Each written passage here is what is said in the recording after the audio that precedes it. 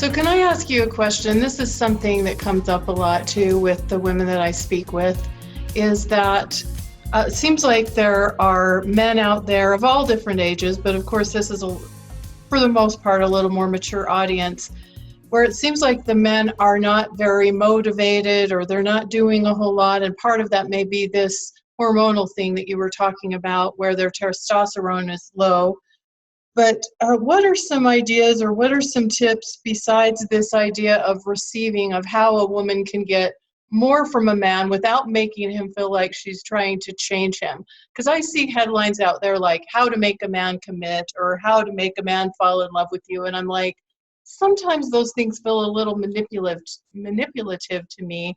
But I guess I'm asking, how can we bring out the best in them, or how can we invite them to step up into that masculine? Okay, so the first step is yes, you women have the power to bring out the best in men, which means he will change, but only because he wants to change, as opposed to you sort of manipulating or forcing a change. And so the dynamic, there's 4 steps in that. Step 1 is stop trying to change him in any way. That's heaven to a man. That means no complaining, no directing, no improving. That means noticing how you will tend to control. And every woman, every man, when we're not getting what we need, we want to change our partner because we go, oh, they made me so happy. Now I want to try to change them. And now they're not. So I have to change them back, or I have to get them how to do it better. So the first step is noticing how you will seek to change your partner and stop. Second step is to recognize that when you're trying to change your partner, which you've just recognized, it's because you're not getting something you need. That's step 2. And step 2 then is recognize you're not getting what you need. You have to give yourself what you need. So that's self-reliance on how to find hormonal balance without depending on your partner. That means, in practical terms, how to be happy without depending on a man. You depend on a man to be happier.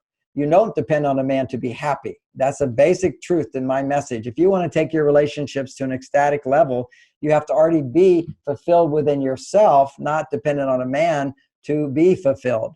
But you are fulfilled through your life, not a man.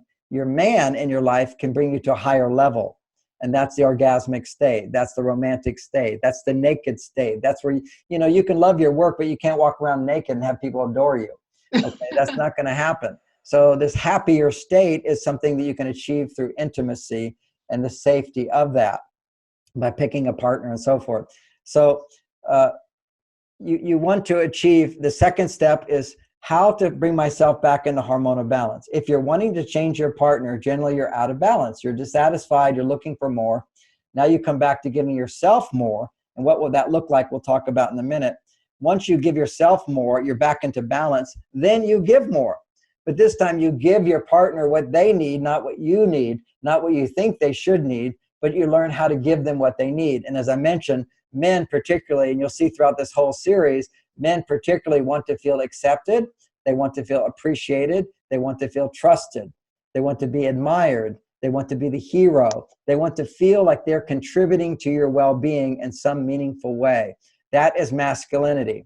There will be some men, when you ask them, they're more on their female side. So they'll say, oh, I want to be able to share my feelings and my emotions, and I want her to be there for me just like I'm there for her in that emotional way. And yes, there's some truth to that. But if it becomes a dominant need in a man, he becomes too estrogen oriented. So we have to remember that when you're listening to different men, some men are more on their female side, and it will be confusing because they'll talk about things that women primarily need. And because they can feel those needs, because when you have more estrogen, you will have all the needs that a woman has. If you have more testosterone, you'll be more on your male side. You want to solve problems and fix things and do all that stuff. So it can be very confusing when you ask somebody what they need or what's important to them. What I'm telling you is what I've learned from my 40 years of experience is that men need more testosterone. And testosterone is generated in both men and women when you celebrate, appreciate them. Oh, look what a good job you did. I need your help. The fireman who goes into the fire, he's the hero. That's his testosterone shoots way up. This is what, if you need more testosterone, what you need is you need more appreciation, acceptance for who you are, and trust. If you want more estrogen, what you need is someone to care more about you. You're special, you're a priority, someone who understands you. Understanding is penetrating into your feelings and your thoughts and your wishes and wants and needs. and somebody who honors you as much as they honor themselves, or honors you even more than themselves sometimes, prioritizing you. And that's called respect. That's what women need most. We live in a culture that says women should learn to respect men. No, that's the dysfunctional. That's why we're so dysfunctional, is women yielded their own needs to respect men, when really who needs more respect in our society today is women. Not that men don't deserve respect, not that men don't need respect, but when you respect someone, it doesn't make testosterone. When you admire someone, when you appreciate someone, it makes more testosterone. And you can also respect them for their estrogen stimulation. But it's not like, what respect is yielding your needs for the needs of another. You respect your children by getting up in the middle of the night and feeding them. You don't want to feed them. You want to go to bed. You want to sleep. But you honor someone by sacrificing for them. And that's what men, noble men, always respect the family. You know, when the ship's going down, it's women getting in the boats first, and it's all men for yourself.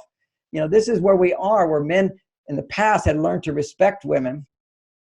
And then we got off track, without a doubt, where women lost respect, and this sexual repression and pushing women down and so forth. And it was just an ignorant time. But today, what this whole women's movement is about is we deserve equality. That means we deserve respect, because when you respect someone, it makes more estrogen.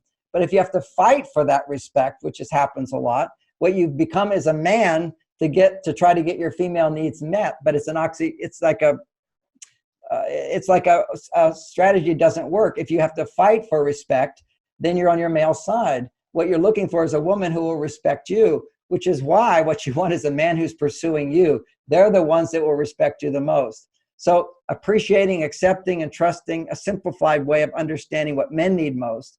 So when you go step 2, where you learn to balance your hormones, come back to happiness from a place of fullness, now overflow by giving him what he needs, not doing things for him, but appreciating what he has done for you, what he is doing for you. That's the greatest gift you can give to a man. Then step 4, that's the one we're waiting for, you can ask for support. But when you ask for support, you're not trying to change him, you're expressing a preference rather than a demand. And I can give you the words for how to ask men for support, but if you're coming from a place of saying my happiness is dependent upon you changing, men will resist.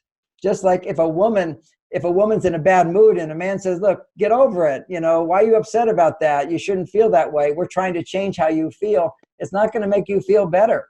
And what we're saying to you is that my happiness is depending upon you feeling different. Men should not be that way. Men should be embracing a woman's moods wherever they are, up and down, up and down. That's giving her what she needs to stabilize her hormones, which is showing caring, empathy, understanding, penetrating into her inner psyche, understanding where she is, feeling empathy, honoring her, respecting her, letting her feel equal in terms of opportunity and respect. And that's what we're trying to achieve in the world.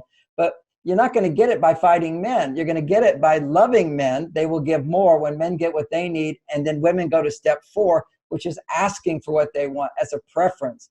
That, when you're in an intimate relationship, and we're talking about intimate relationships here, then a man is free to choose to give you more. Then he changes based upon his choice, rather than feeling that I have to change in order to make her happy. It becomes, I want to give her this because I see how it will make her happy. So it's a delicate distinction there. You have to have some wisdom to decide to distinguish between demanding and preference. But if you express a preference to your partner and they're not getting an abundance of love, usually they don't respond. So the idea is how to go through those 4 levels again and again to get more from a man, which means to bring out the best in him, just as I would bring out the best in my wife. And if you're married and you're having a sexual relationship, the best time to express your preferences is after having an orgasm. Because a man feels he's getting what he needs.